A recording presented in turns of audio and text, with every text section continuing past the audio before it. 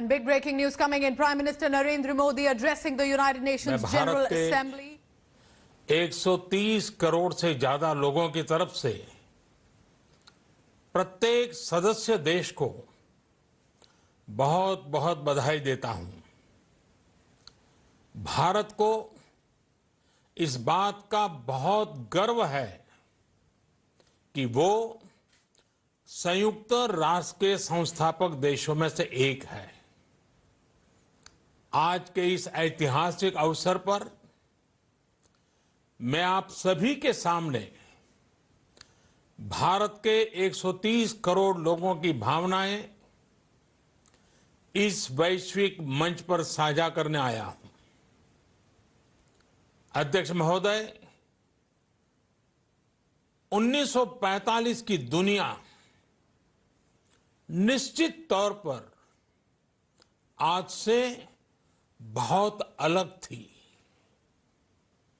पूरा वैश्विक माहौल, साधन, संसाधन, समस्याएं, समाधान सब कुछ भिन्न थे। ऐसे में विश्व कल्याण की भावना के साथ जिस संस्था का गठन हुआ, जिस स्वरूप में गठन हुआ, वो भी उस समय के हिसाब से ही था। आज हम एक बिल्कुल अलग दौर में हैं। 21वीं सदी में हमारे वर्तमान की, हमारे भविष्य की आवश्यकताएं और चुनौतियां अब कुछ और है। इसलिए आज पूरे विश्व समुदाय के सामने एक बहुत बड़ा सवाल है कि जिस संस्था का गठन तब की परिस्थितियों में हुआ था, उसका स्वरूप क्या आज भी प्रासंगिक है?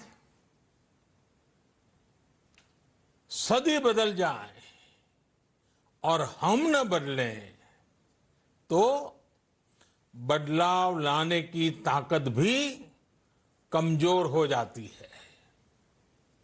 अगर हम बीते 75 वर्षों में संयुक्त राष्ट्र की उपलब्धियों का मूल्यांकन करें तो अनेक उपलब्धियां दिखाई देती हैं, लेकिन इसके साथ ही अनेक ऐसे उदाहरण भी हैं जो संयुक्त राष्ट्र के सामने गंभीर आत्ममंथन की आवश्यकता खड़ी करते हैं।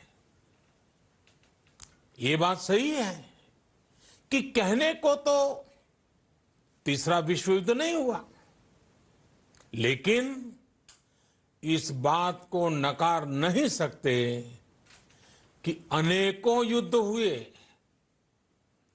अनेकों गृह युद्ध भी हुए। कितने ही आतंकी हमलों ने पूरी दुनिया को थर्रा कर रख दिया। खून की नदियां बहती रही। इन युद्धों में, इन हमलों में जो मारे गए वो हमारी आपकी तरह इंसान ही थे। वो लाखों मासूम बच्चे जिन्हें दुनिया पर छा जाना था, वो दुनिया छोड़कर चले गए। कितने ही लोगों को अपने जीवन भर की पूंजी गंवानी पड़ी, अपने सपनों का घर छोड़ना पड़ा। उस समय और आज भी संयुक्त राष्ट्र के प्रयास क्या पर्याप्त थे? पिछले 8-9 महीने से पूरा विश्व कोरोना वैश्विक महामारी से संघर्ष कर रहा है। इस वैश्विक महामारी से निपटने के प्रयासों में संयुक्त राष्ट्र कहां है, एक प्रभावशाली रिस्पांस कहां है। अध्यक्ष महोदय, संयुक्त राष्ट्र की प्रतिक्रियाओं में बदलाव, व्यवस्थाओं में बदलाव, स्वरूप में बदलाव आज समय की मांग है। संयुक्त राष्ट्र का भारत में जो सम्मान है, भारत के 130 करोड़ से ज्यादा लोगों का इस वैश्विक संस्था पर जो अटूट विश्वास है, वो आपको बहुत कम देशों में मिलेगा। लेकिन ये भी उतनी ही बड़ी सच्चाई है कि भारत के लोग संयुक्त राष्ट्र के रिफॉर्म को लेकर जो प्रोसेस चल रहा है, उसके पूरा होने का बहुत लंबे समय से इंतजार कर रहे हैं। आज भारत के लोग चिंतित हैं कि क्या ये प्रोसेस कभी एक लॉजिकल एंड तक पहुंच पाएगा। आखिर कब तक भारत को संयुक्त राष्ट्र के डिसीजन मेकिंग स्ट्रक्चर से अलग रखा जाएगा। एक ऐसा देश जो दुनिया का सबसे बड़ा लोकतंत्र है, एक ऐसा देश जहां विश्व की 18% से ज्यादा जनसंख्या रहती है, एक ऐसा देश जहां सैकड़ों भाषाएं हैं, सैकड़ों बोलियां हैं, अनेकों पंथ हैं, अनेकों विचारधारा हैं, जिस देश ने सैकड़ों वर्षों तक वैश्विक अर्थव्यवस्था का नेतृत्व करने और सैकड़ों वर्षों की गुलामी दोनों को जिया है। अध्यक्ष महोदय, जब हम मजबूत थे तो दुनिया को कभी सताया नहीं। जब हम मजबूर थे तो दुनिया पर कभी बोझ नहीं बने। अध्यक्ष महोदय, जिस देश में हो रहे परिवर्तनों का प्रभाव दुनिया के बहुत बड़े हिस्से पर पड़ता है, उस देश को आखिर कब तक इंतजार करना पड़ेगा। अध्यक्ष महोदय, संयुक्त राष्ट्र जिन आदर्शों के साथ स्थापित हुआ था और भारत की मूल दार्शनिक सोच बहुत मिलती जुलती है, अलग नहीं है। संयुक्त राष्ट्र के इसी हॉल में ये शब्द अनेकों बार गूंजा है, वसुधैव कुटुंबकम। हम पूरे विश्व को एक परिवार मानते हैं। यह हमारी संस्कृति, संस्कार और सोच का हिस्सा है। संयुक्त राष्ट्र में भी भारत ने हमेशा विश्व कल्याण को ही प्राथमिकता दी है। भारत वो देश है जिसने शांति की स्थापना के लिए लगभग 50 पीस कीपिंग मिशंस में अपने जांबाज सैनिक भेजे। भारत वो देश है जिसने शांति की स्थापना में सबसे ज्यादा अपने वीर सैनिकों को खोया है। आज प्रत्येक भारतवासी संयुक्त राष्ट्र में अपने योगदान को देखते हुए संयुक्त राष्ट्र में अपनी व्यापक भूमिका भी देख रहा है।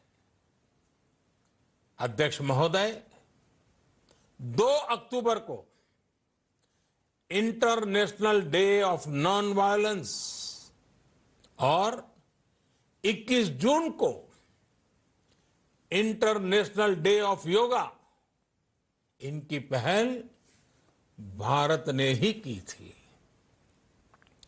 Coalition for disaster resilient infrastructure और इंटरनेशनल सोलर अलायंस, ये भारत के ही प्रयास है। भारत ने हमेशा पूरी मानव जाति के हित के बारे में सोचा है, न कि अपने निहित स्वार्थों के बारे में। भारत की नीतियां हमेशा से इसी दर्शन से प्रेरित रही है। भारत की नेबरहुड फर्स्ट पॉलिसी से लेकर एक्ट ईस्ट पॉलिसी तक, security and growth for all in the region, इसकी सोच, या फिर इंडो पैसिफिक क्षेत्र के प्रति हमारे विचार, सभी में इस दर्शन की झलक दिखाई देती है। भारत की पार्टनरशिप का मार्गदर्शन भी यही सिद्धांत तय करता है। भारत जब किसी से दोस्ती का हाथ बढ़ाता है तो वो किसी तीसरे के खिलाफ नहीं होती। भारत जब विकास की साझेदारी मजबूत करता है तो उसके पीछे किसी साथी देश को मजबूर करने की सोच नहीं होती। हम अपनी विकास यात्रा से मिले अनुभव साझा करने में कभी पीछे नहीं रहते।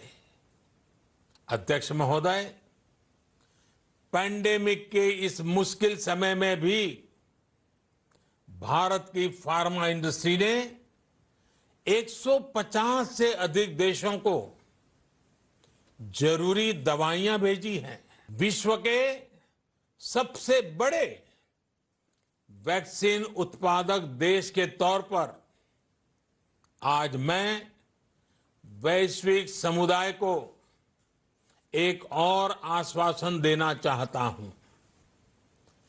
भारत की वैक्सीन प्रोडक्शन और वैक्सीन डिलीवरी क्षमता पूरी मानवता को इस संकट से बाहर निकालने के लिए काम आएगी। हम भारत में और अपने पड़ोस में फेज 3 क्लिनिकल ट्रायल्स की तरफ बढ़ रहे हैं। वैक्सीन की डिलीवरी के लिए कोल्ड चेन और स्टोरेज जैसी क्षमता बढ़ाने में भी भारत सभी की मदद करेगा। अध्यक्ष महोदय, अगले वर्ष जनवरी से भारत सुरक्षा परिषद के अस्थायी सदस्य के तौर पर भी अपना दायित्व निभाएगा। दुनिया के अनेक देशों ने भारत पर जो विश्वास जताया है, मैं उसके लिए सभी साथी देशों का आभार प्रकट करता हूं। विश्व के सबसे बड़े लोकतंत्र होने की प्रतिष्ठा और इसके अनुभव को हम विश्व हित के लिए उपयोग करेंगे। हमारा मार्ग जन कल्याण से जग कल्याण का है। भारत की आवाज हमेशा शांति, सुरक्षा और समृद्धि के लिए उठेगी। भारत की आवाज मानवता, मानव जाति और मानवीय मूल्यों के दुश्मन आतंकवाद, अवैध हथियारों की तस्करी, ड्रग्स, मनी लॉन्ड्रिंग के खिलाफ उठेगी। भारत की सांस्कृतिक धरोहर, संस्कार, हजारों वर्षों के अनुभव हमेशा विकासशील देशों को ताकत देंगे। भारत के अनुभव, भारत की उतार चढ़ाव से भरी विकास यात्रा विश्व कल्याण के मार्ग को मजबूत करेगी। अध्यक्ष महोदय, बीते कुछ वर्षों में रिफॉर्म, परफॉर्म, ट्रांसफॉर्म इस मंत्र के साथ भारत ने करोड़ों भारतीयों के जीवन में बड़े बदलाव लाने का काम किया है। यह अनुभव विश्व के बहुत से देशों के लिए उतने ही उपयोगी हैं जितने हमारे लिए। सिर्फ 4-5 साल में 400 मिलियन से ज्यादा लोगों को बैंकिंग सिस्टम से जोड़ना आसान नहीं था, लेकिन भारत ने ये करके दिखाया।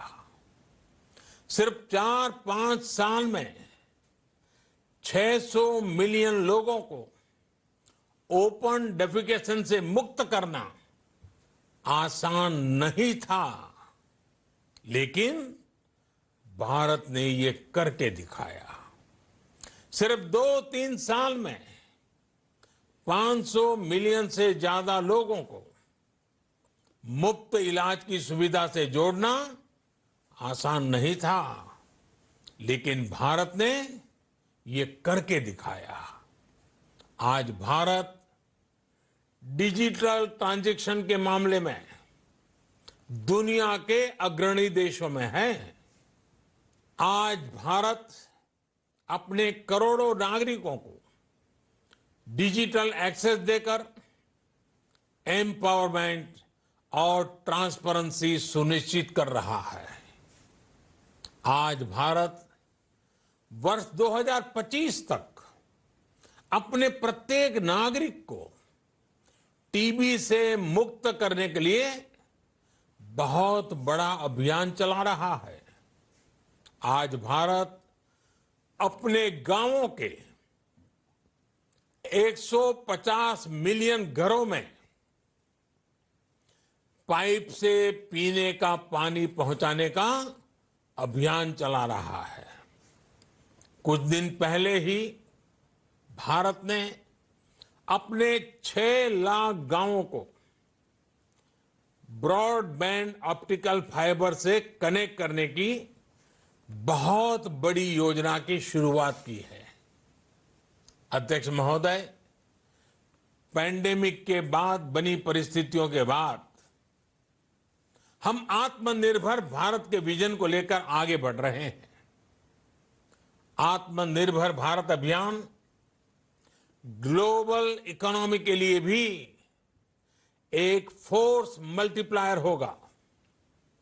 भारत में आज ये सुनिश्चित किया जा रहा है कि सभी योजनाओं का लाभ बिना किसी भेदभाव प्रत्येक नागरिक तक पहुंचे। विमेन एंटरप्राइज और लीडरशिप को प्रमोट करने के लिए भारत में बड़े स्तर पर प्रयास चल रहे हैं। आज दुनिया की सबसे बड़ी माइक्रो फाइनेंसिंग स्कीम्स का सबसे ज्यादा लाभ भारत की महिलाएं ही उठा रही हैं। भारत दुनिया के उन देशों में से एक है जहां महिलाओं को 26 वीक्स की पेड मैटरनिटी लीव दी जा रही है। भारत में ट्रांसजेंडर्स के अधिकारों को सुरक्षा देने के लिए भी कानूनी सुधार दिए गए हैं।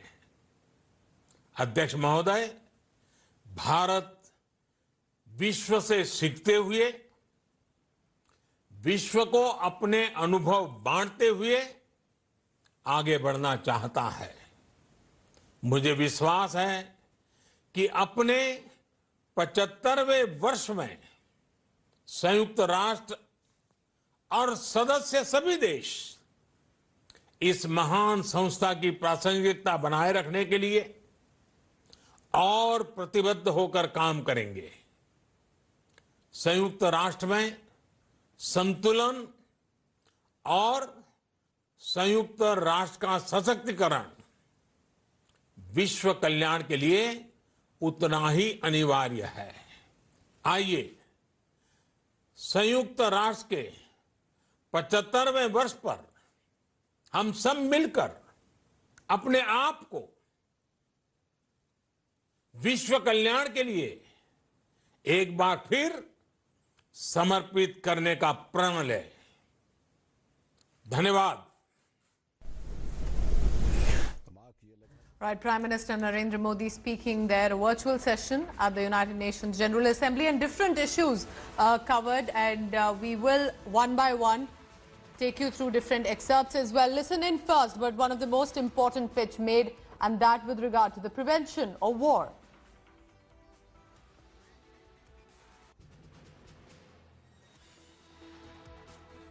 अनेक ऐसे उदाहरण भी हैं जो संयुक्त राष्ट्र के सामने गंभीर आत्ममंथन की आवश्यकता खड़ी करते हैं। ये बात सही है कि कहने को तो तीसरा विश्व युद्ध नहीं हुआ, लेकिन इस बात को नकार नहीं सकते कि अनेकों युद्ध हुए, अनेकों गृह युद्ध भी हुए।